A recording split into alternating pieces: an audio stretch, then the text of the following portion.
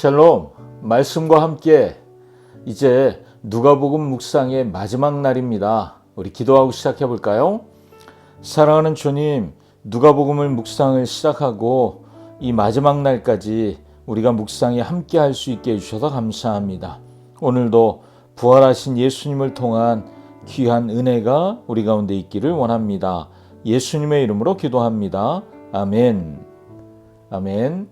이제 누가복음 말씀 함께 듣고 올 텐데요. 오늘은 누가복음 24장 36절부터 53절까지 함께 듣고 오겠습니다. 이 말을 할 때 예수께서 친히 그들 가운데 서서 이르시되 너희에게 평강이 있을지어다. 그들이 놀라고 무서워하여 그 보는 것을 영으로 생각하는지라. 예수께서 이르시되 어찌하여 두려워하며 어찌하여 마음에 의심이 일어나느냐. 내 손과 발을 보고 나인 줄 알라. 또 나를 만져보라.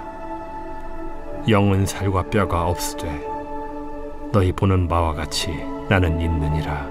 이 말씀을 하시고 손과 발을 보이시나 그들이 너무 기쁨으로 아직도 믿지 못하고 놀랍게 여길 때에 이르시되 여기 무슨 먹을 것이 있느냐. 이에 구운 생선 한 토막을 드리니 받으사 그 앞에서 잡수시더라. 또 이르시되 내가 너희와 함께 있을 때 너희에게 말한 바 곧 모세의 율법과 선지자의 글과 시편의 나를 가리켜 기록된 모든 것이 이루어져야 하리라 한 말이 이것이라.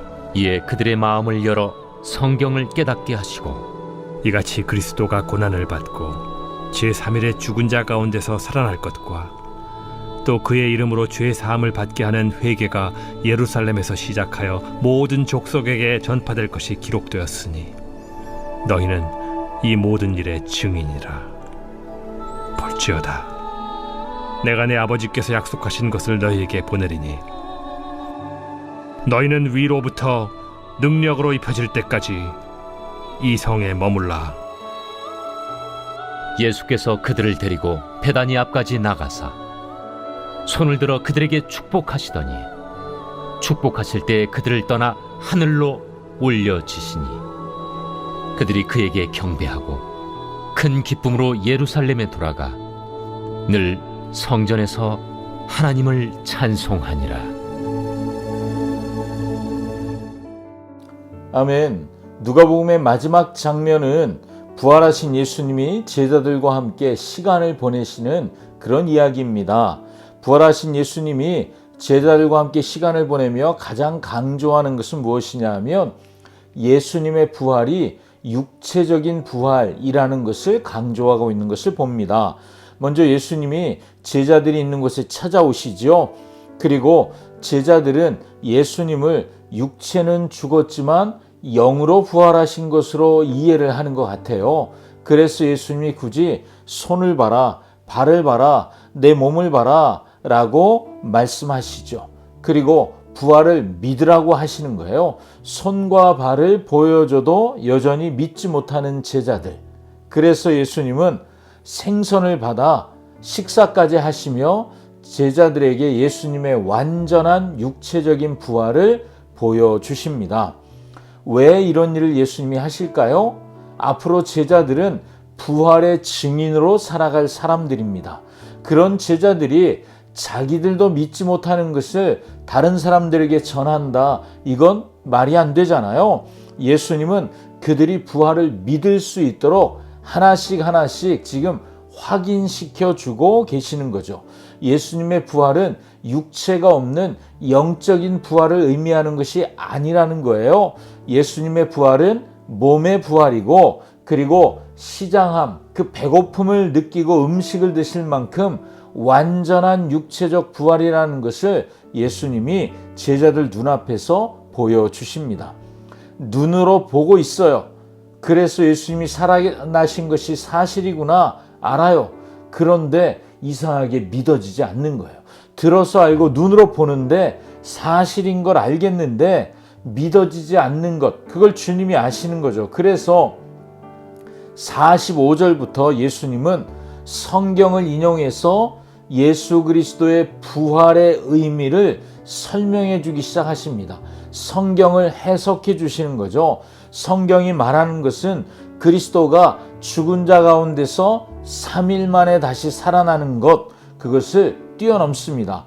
부활은 그 사건 자체로도 의미가 있지만 부활을 통해 가져온 죄사함의 회개가 예루살렘으로부터 시작해서 온 나라 모든 족속들에게 전파되는 일이 시작되었고, 그리고 지금 이것을 보고 있는, 부활하신 예수님을 보고 있는 너희가 증인이다. 예수님이 그것을 설명해 주시는 거예요. 그래서 누가복음은 자연스럽게 이 증인이 되라는 말씀에 순종해서 제자들이 어떻게 증인으로 살아갔는지 그 이야기가 사도행전이거든요. 그러니까 누가복음은 자연스럽게 사도행전과 연결되는 거죠. 본문을 통해서, 그리고 누가복음을 묵상하는 것을 통해서 예수님이 십자가의 사건을 설명하시는 세 가지 동사, 단어가 있는 것을 우리가 보게 됩니다. 하나는 그리스도가 고난을 받는다. 여러분, 첫 번째 우리가 기억해야 할 것이 뭐라고요? 그리스도는 고난 받으신다는 거예요. 십자가에 죽으신다는 거죠. 두 번째는요, 3일 만에 죽은 자 가운데서 다시 살아나신다는 거죠. 우리가 기억해야 할 두 번째가 뭐예요? 부활하셨다는 거예요. 그리고 세 번째는 뭘까요? 모든 족속에게 죄사함의 회개가 전파되어야 한다는 것이죠. 그러니까 첫 번째는 예수 그리스도가 십자가에 고난 받으시는 것이고, 두 번째는 3일 만에 다시 살아나신 것이고, 세 번째는요, 그 예수 그리스도의 부활을 전파하는 증인으로 살아야 한다는 거죠. 이 세 가지가 핵심이라는 거예요. 그러니까 우리는 제자들에게 주어진 이 일을 제자들의 일로만 이해할 것이 아니라 우리에게도 주어진 일, 우리가 어떻게 살아야 돼요? 증인으로 살아야 하는구나 하는 것을 알게 되죠. 예수님은 이 일을 제자들에게 맡기시고 제자들을 축복하신 다음에 하늘로 올라가셨습니다. 놀라운 것은 제자들의 태도입니다. 여러분, 누가복음의 마지막이 어떻게 됩니까? 제자들이 큰 기쁨을 가지고 예루살렘으로 돌아갔어요. 그리고 예루살렘에서 이제 어떻게 살아요? 증인의 삶을 살기 시작하는 거죠. 부활하신 예수님을 만난 사람의 삶에 하나님은 큰 기쁨을 주십니다. 그것은 증인의 삶으로 우리를 인도해 가시는 거죠.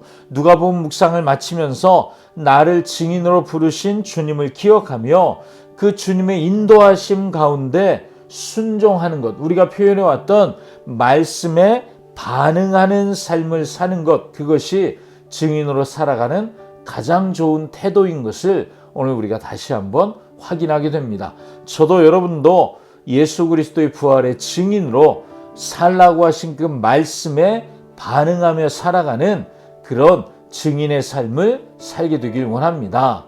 아멘. 기도할까요? 사랑하는 주님, 감사합니다. 누가복음 묵상을 이렇게 마칩니다. 우리에게 이 귀한 묵상의 은혜를 누리게 해주셔서 감사합니다. 주님, 말씀하신 대로 묵상하는 자로 또 증인으로 사는 우리 모두 되게 하여 주시옵소서. 예수님의 이름으로 기도합니다. 아멘. 아멘. 누가복음 묵상하니라고 여러분 수고 많으셨습니다. 오늘도 마지막 날 묵상을 마음에 품고 증인으로 살아내시는 여러분 되시기를 축복합니다. 샬롬.